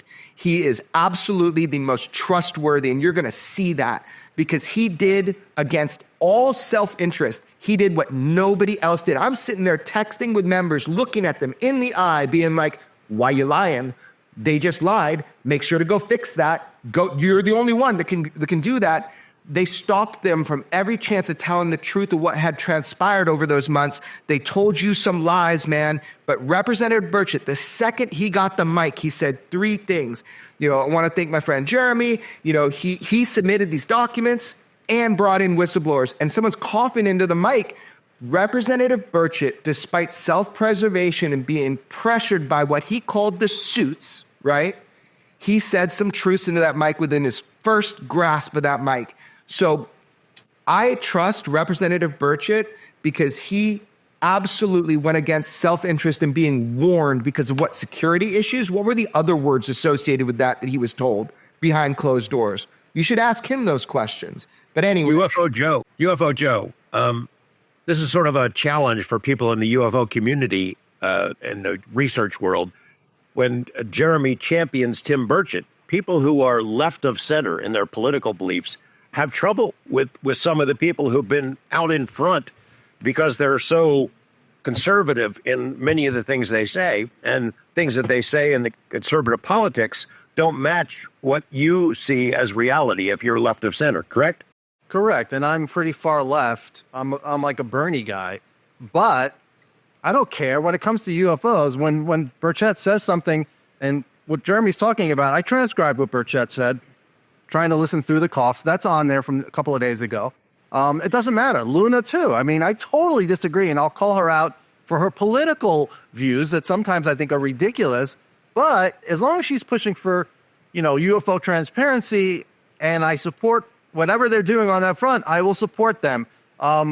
Hearing now, though, I want to know why the other ones back down. Are they afraid? Were they intimidated? Or are they afraid that they're going to be primaried? Somebody's going to run against them? Is that what they're told? Because that would be disappointing. But if it's physical intimidation, I would understand people with families being scared and backing down.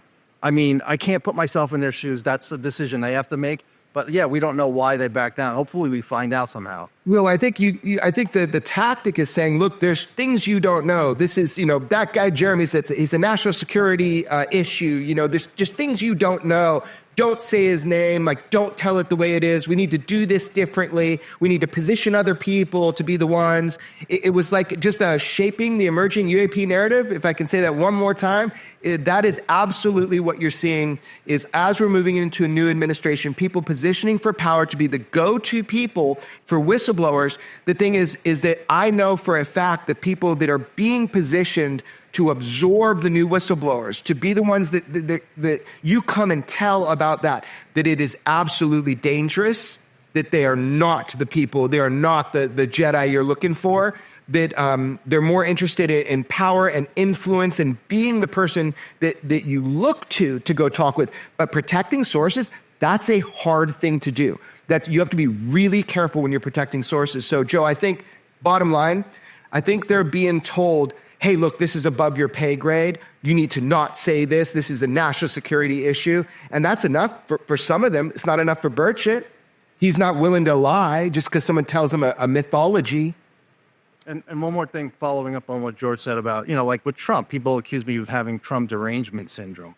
I don't like him, but if he's going to disclose UFO information, he'll be my favorite president ever. I don't care. I mean, political stuff here, UAP disclosure and the truth way up here. So yeah, it's like it gets frustrating for people seeing that happen and calling me out. But I go after both sides and I support both sides. So let's talk about that as looking forward to 2025. Trump's coming back into power. We've heard him make some generic kind of a statements about UFOs in general. Hasn't really revealed that much. But there are people around him who have made very definitive statements. People he wants to appoint to positions of power who've been out in front, Marco Rubio, folks like that. The tech bros who are coming to Washington, the Silicon Valley people, who I think have played their cards pretty close to their vest so far, but we have some general guesses about where they might go. Starting with you, Joe, and then Ryan and Danny, what you think about the political atmosphere next year and beyond for transparency issues under the Trump power structure. When I bring it up, people are like, you're naive to think that you think the government is going to do anything on transparency. I'm like, no, I don't think something's going to happen. I hope it happens.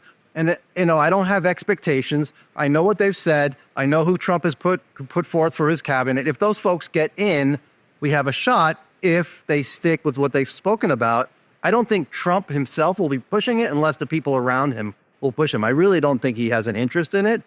Back when he did his first interview with George Stephanopoulos, he was asked, your Navy pilots are seeing UFOs. Do you believe him? He's like, not particularly, but he has said stuff since then. He has been asked about it. I've transcribed almost everything he has said on it. The only one I haven't done is Rogan. For 2025, I don't know. I don't want to make any predictions. I don't have any expectations. I'm hoping that stuff happens along that front and we get some data. If he can somehow release UFO records like the UFO board that was going to be part of the UAP Disclosure Act, if he can somehow do that, like I said, as much as I have issues with certain things he has done or allegedly done, I will be so supportive and very happy. And no more politics for me. That's it. If he releases the legacy program information, I'll never talk politics ever again on X. Ryan? Yeah, and I'll say, too, that, I comment on Trump and the Biden administration sometimes as it relates to UFOs, and both sides will be upset at me, even though I'm keeping it completely non-political. I say I hope Biden discloses, although, to be honest, I don't think he will. But if Biden doesn't disclose, I hope Trump does. And it doesn't matter. People are so tribal these days that they can't compartmentalize. You're the bad guy. You bring up politics, even if it's just about UFOs and hoping a particular candidate discloses because you want transparency, they will cast you as like, you're on this team, you're on that team. It's like, how do you even know who I voted for? But either way, I think the Trump administration is probably the most likely administration to disclose in the history of all presidential candidates. And the reason for that is simple. It's not because I think that Trump is necessarily overwhelmingly inclined to disclose, but on the other hand, he is running on the ticket of getting rid of corruption and draining the swamp. So if he's not the person to do it, then who is? I think of John Ratcliffe, who was the director of national intelligence. He went on media multiple times and made explicit statements. He said, we can't duplicate this technology. Sometimes it will go beyond the sound barrier, but we won't hear a sonic boom. It's not foreign adversaries, and we have nothing that can defend against this stuff. Like, he said that, and I did a pretty big video on that. I think I did multiple videos on that, and I think that went under the radar in some sense. I don't think that was accentuated enough, because to me, what John Ratcliffe, former director of national intelligence, was doing, he was breaking ranks, as far as I'm concerned. I got to believe there were people in the national security apparatus that did not want him to talk about that. And he also said we have satellite imagery. Like, he was breaking ranks. So if he can have any influence on Trump, as I guess he's now the CIA director, or will be the CIA director, we got to hold these people accountable. If his whole cabinet talks about, we need transparency, and then we get 4 years of Trump and there's no transparency, I'm going to be livid. Donald Trump said on the Lex Friedman show, and I'm going to hold him accountable to this, and I know people can say, you're holding accountable to this, that means you're pro-Trump. No, it means I want transparency. But he said on the Lex Friedman show, we got to release the videos. We have to release the UFO videos. He said it. He already made that promise. So you're darn right. I'm going to hold him accountable. If there's any presidential candidate in cabinet to bring UFO transparency, at least compared to all predecessors, he's the one to do it. We can argue probability. We can say, he's not going to do it. Fine, but that's not what I'm saying. I'm saying compared to all predecessors, he's way more likely to disclose than previous administrations. I don't think there's any question about that. So I hope he's disclosed. I support him in disclosing. Does that mean I support him in everything else? Obviously not. But I do support him in bringing transparency. Someone has to finally do it. It has to be done. That's all I got to say. Maybe if Trump starts selling little models of the sport model or something, he'd be more interested in transparency of UFOs. Danny, what do you think about the possibility of advancing disclosure under the Trump administration? This is where I get sometimes pessimistic, because I look at what the UFO community has said since the beginning of time. And it's always the next president is going to do it. It's always this year is going to be the disclosure year. And it's frustrating for me. And I don't like the messaging there. I want to be the PR director of the whole UFO community. And I want to be the editor of the whole UFO community where I control what everyone says. But they told me that I can't. So I would say don't predict. I would say hope and want them to and hold them accountable however we can. Yeah. But I don't like the predictions. I think they do a disservice to a lot of people. It's kind of like a sports team where a bunch of the coaches and a bunch of the players say they have a secret play every year that's going to win the Super Bowl, and it doesn't happen. But of course, the fans are going to say they're going to win the Super Bowl. But I digress. But I just think that I'm not so sure that the presidents care as much as we do, and I think we kind of put our own feelings on them. They get a lot of stuff on their plate, and a lot of them are egomaniacs, let's be honest, and they're worried about all kinds of other things. I don't think they're waking up every morning thinking about the UFO subject.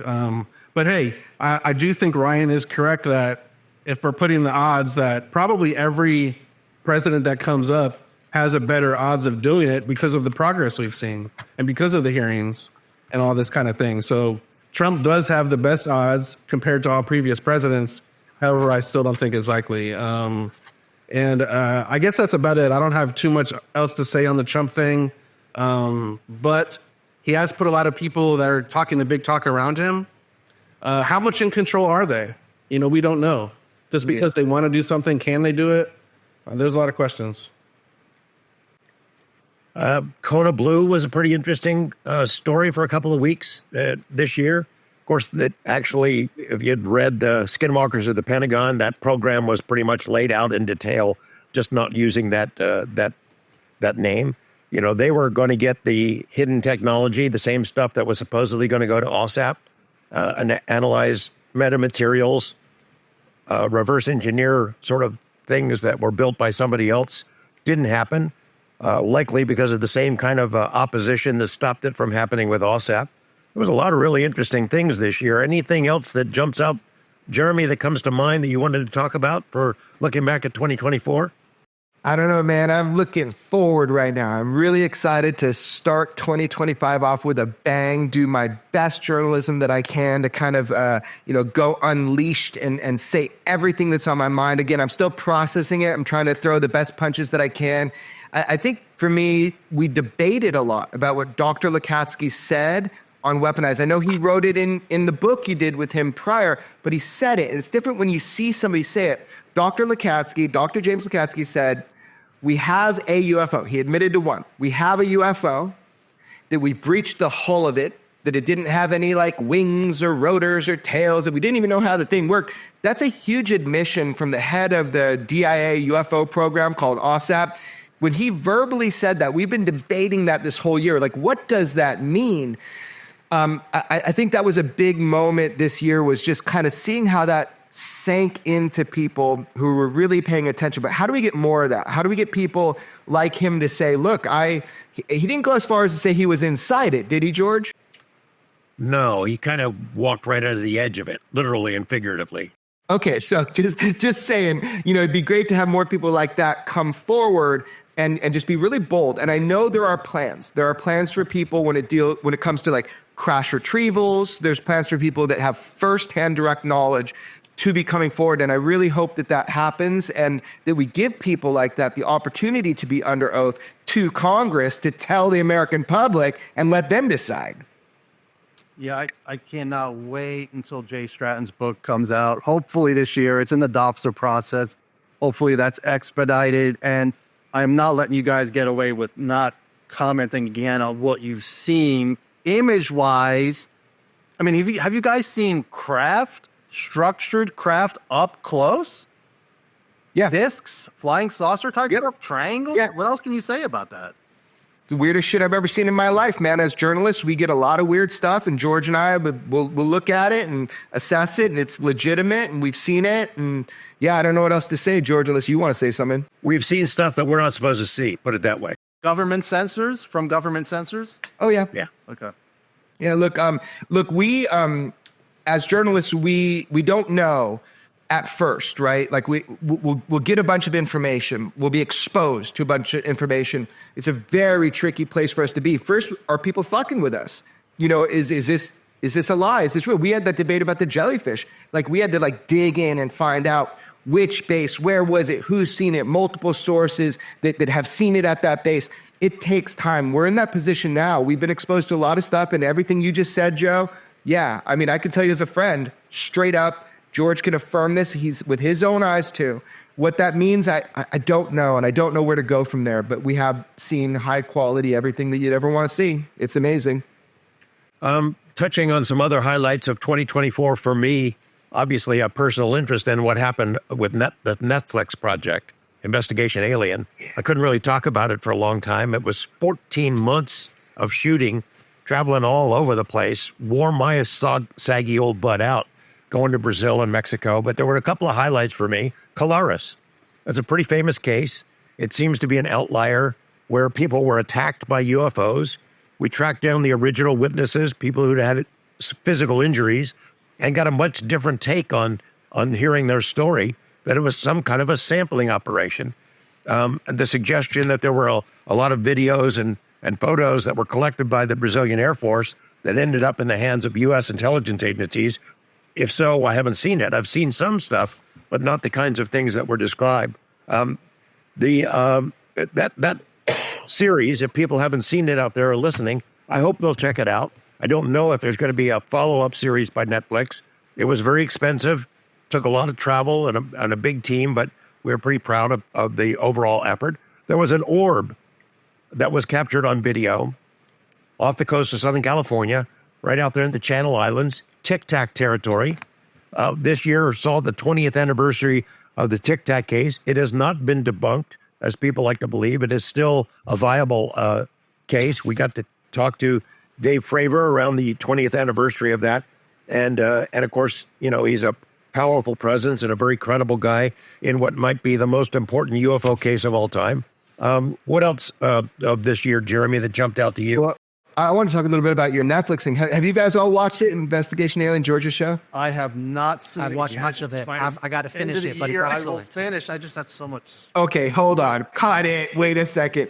All right, we're going to cut Joe out of the show. Yeah, cut it out. No, check it out, Joe. I mean, obviously, George and I work together all the time. I watched it. I was like, am I the last person that you tell stuff to? I learned so much from watching it. I mean, look, it's a cool show. There's George Knapp running around the globe, talking with firsthand witnesses.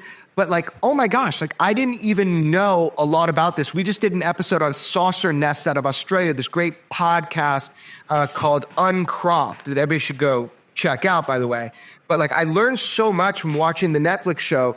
It's one of those TV shows where it's cool because you get to see George Knapp doing his thing, running around. But I actually learned a lot about UFOs by watching it. Is that what you saw too, Ryan? Or? Yeah, like with the cattle mutilation, the first episode, I'll be honest, I was not conversant on it. And just by watching that episode, it's very clear that this is a real anomaly, and you know the skeptical explanations don't really work. I thought it was quite excellent and we're really well produced. Yeah, and just the Colares things where there's witnesses that had never come on camera before. They were beamed with something, but it was like a physical attachment. They've got scars from it. I mean, look, it was out of 2024, if you get a Netflix show about UFOs, this is the one. So it was really neat, George, to see all of that. And I hope that you do something more with them or something more like that, because it was cool. Well, it's a big question mark. We don't know if it's going to go forward. As I said, it was pretty expensive. It made a splash, literally and figuratively. That orb off of the Channel Islands, there's now a lot of discussion and analysis of that thing. It was real. That really happened. This thing, they put a camera on this side of the boat, several cameras.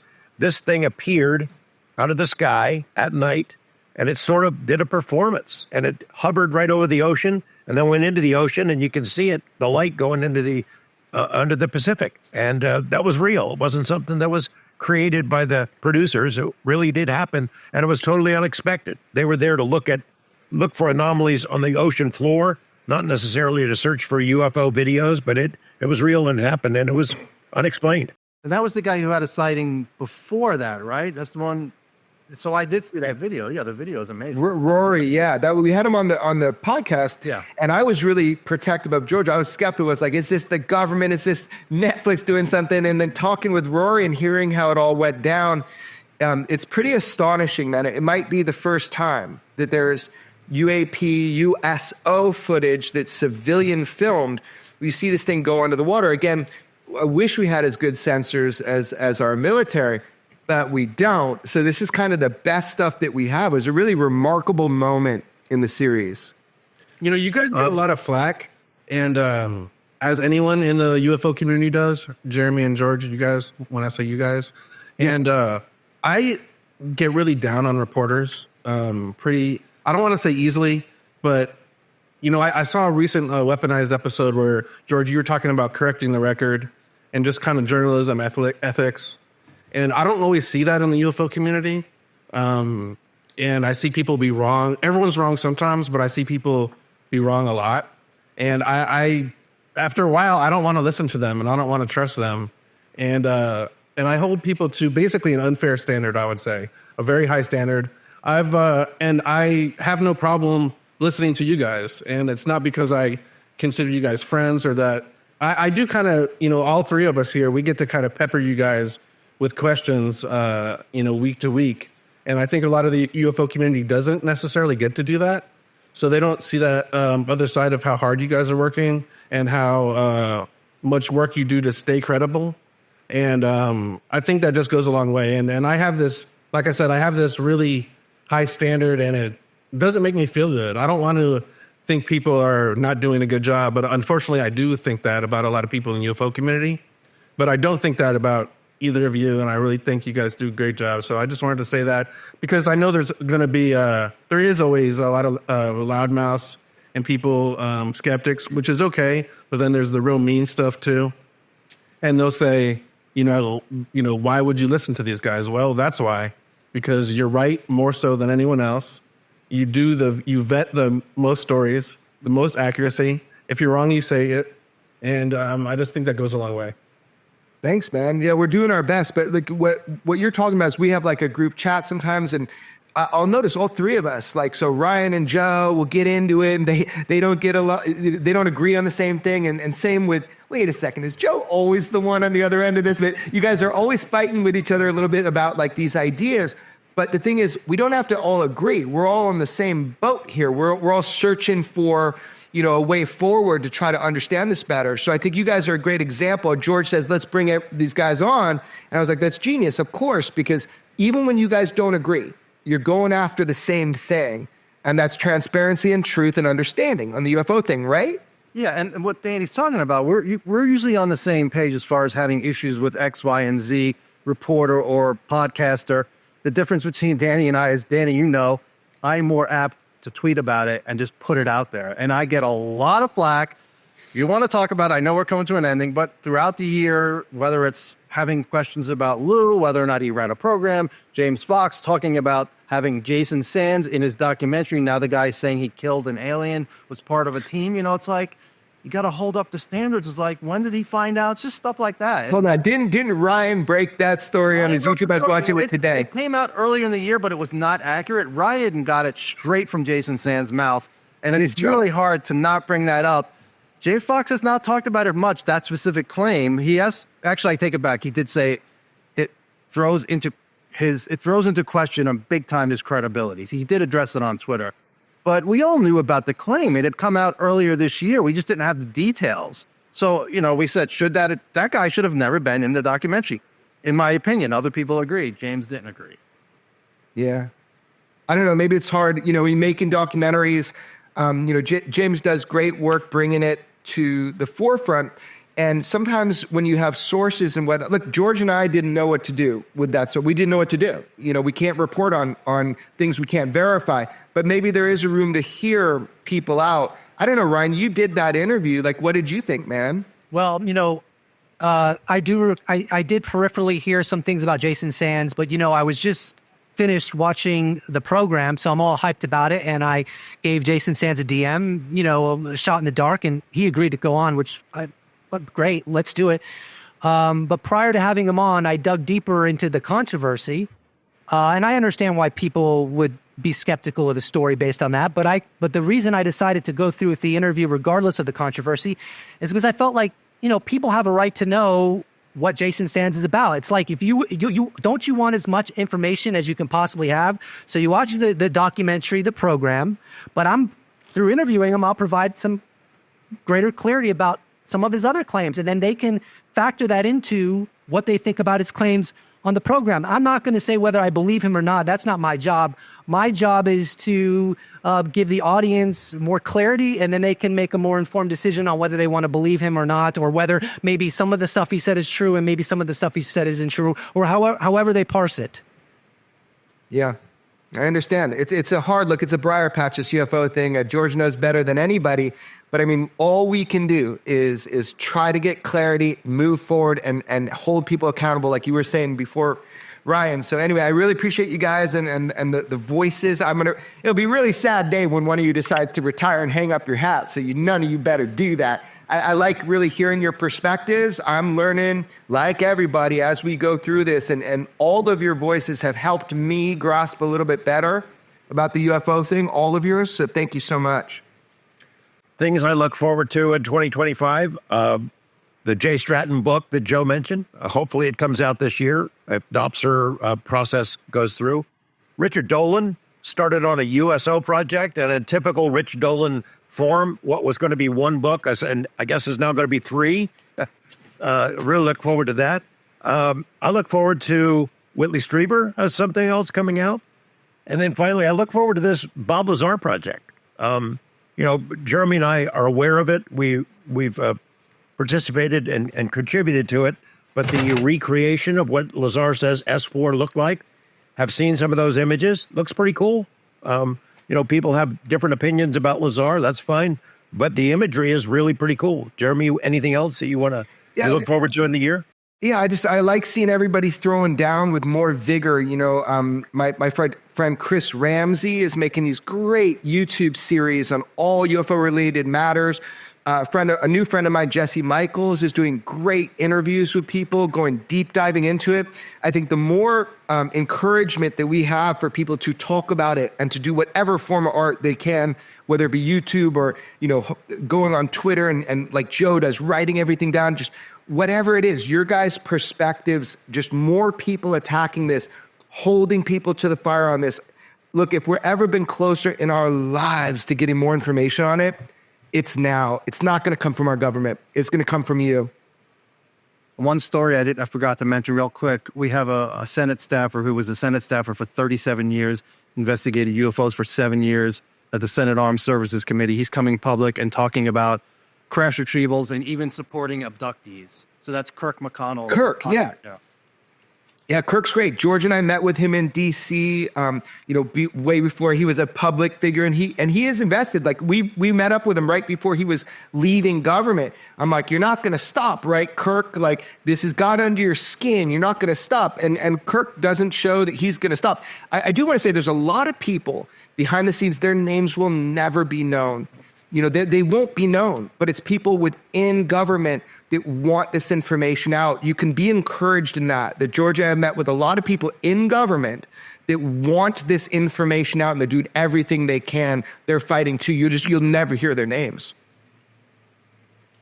I'm most excited, I think, about the drones story and kind of how it's adjacent to the UFOs, where America now has to lock down the skies, and that will help the UFO cause because they're going to be looking up there. So, yeah. Drones are the new swamp gas, right, fellas? I mean, we've seen this for a couple of years. Oh, that's a drone. Oh, it's a balloon and or a drone. That's the all-purpose excuse that they use to explain things away.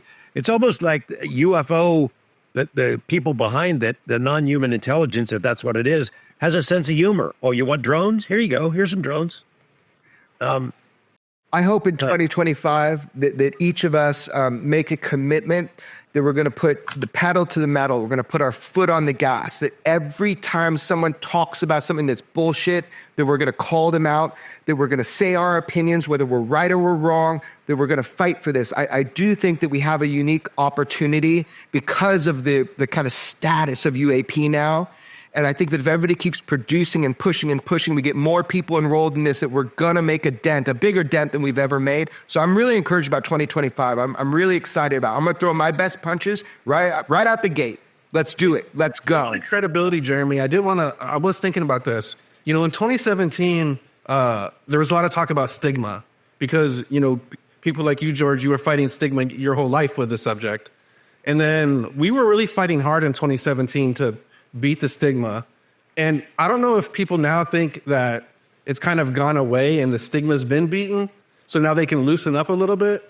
But I don't really feel like that. I still feel like we need to be as credible as possible. And if you're bringing things, especially to the public, it needs to be vetted and, have that journalistic integrity. I don't want to take our foot off the gas when it comes to fighting the stigma. And I'm worried that maybe that is happening a little bit in certain cases. I think the stigma is real still, but there has been a remarkable change for journalists. It's easier for journalists, mainstream journalists, to cover this topic than it was prior to 2017. It is easier for members of Congress to speak openly about it. Prior to that New York Times story, there wasn't a whole lot of people getting out in front of the UAP issue. If they're members of Congress, they'd rather stay away from it. The stigma is still very real for pilots, for commercial pilots, for military pilots, for military whistleblowers, people involved in these programs. They're walking on eggshells right now. That is still true for them. Anything else from any of you guys? The Lukatsky interview I transcribed. I just need to finish it. I have so many transcriptions that are almost done on my blog.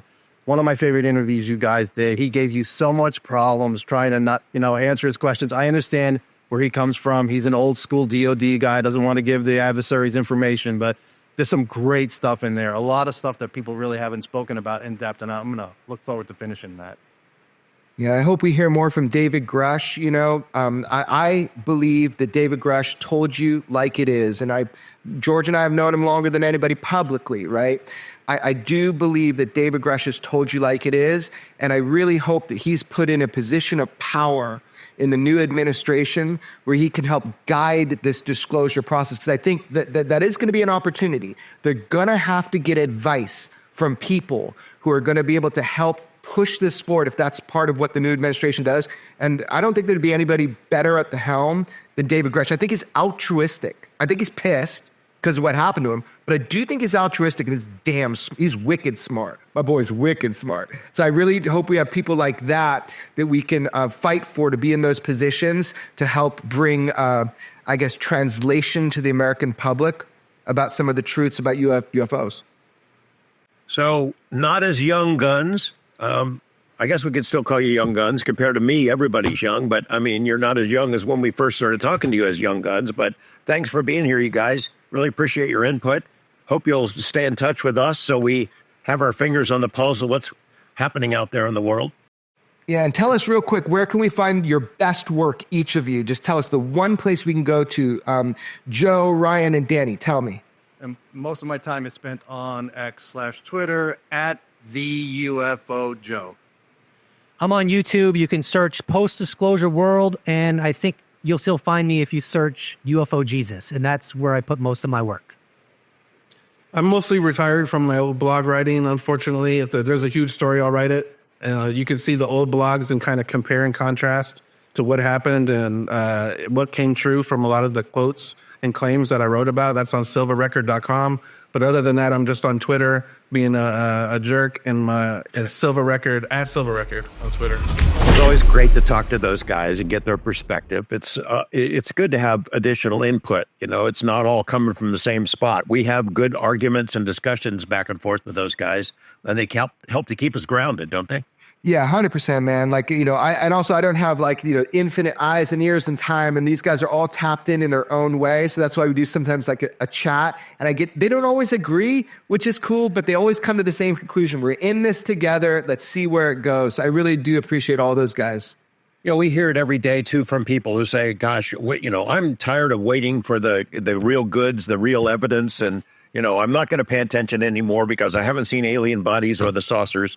We feel that frustration too. We want to know, we want to be around on the day when there is actual confirmation in a very public way, but you have to keep trying, and that's what 2024 was all about. it's what 2025 will be about, is to keep plugging away, pounding away, an inch at a time, making progress. Hopefully we can keep doing that. I want to say thanks to our guy, Michael Lazovsky, who is on vacation in Mexico recording this thing. He's going to get killed by his wife, isn't he? No, he'll survive it. But yeah, he's the Wizard of Oz of Weaponized. I don't know if you want to show your face, Michael. It's very dangerous to be associated with us. But Michael Lazovsky, he's the Wizard of Oz of Weaponized. He's on vacation, going to put this out so that everybody can hear this before we jump into 2025. So thanks, Michael, for everything you do for Weaponized. We could not do this without you. Jeremy, be on good behavior on New Year's Eve. I'll do my best. I'm always getting in trouble. You too. See y'all later. See you, Weaponized listeners and viewers. We'll see you in 2025.